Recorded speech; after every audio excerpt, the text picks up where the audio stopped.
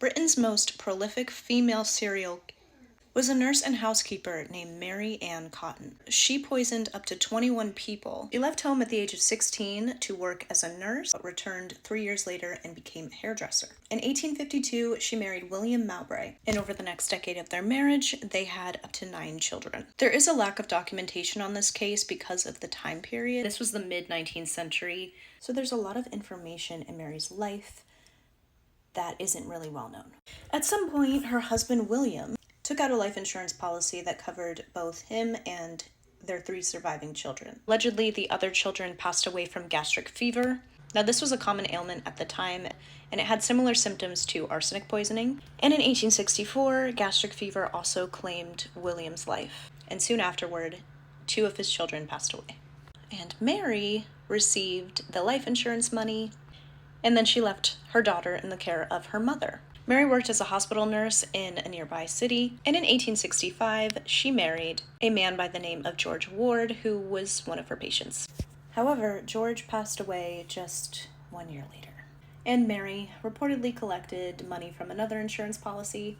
However, he passed away the following year, and she reportedly collected money from yet another insurance policy. She soon found work as a housekeeper for a widower named James Robinson. And just weeks after her arrival in 1866, one of his children passed away from, you guessed it, gastric fever. The following year, Mary went to visit her mother, who passed away about a week after her arrival. Mary and her daughter then went to live at the Robinson home. In April of 1867, her daughter, as well as 2 of Robinson's children, passed away. And in August, Mary married Robinson, and the couple had 2 children together, though only one survived.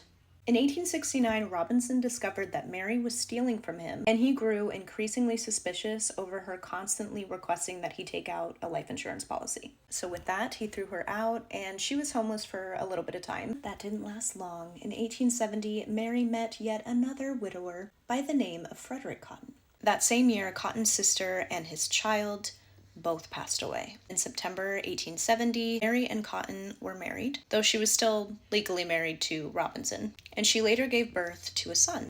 By the end of the following year, Cotton and 2 of his children passed away, and Mary received another insurance payout.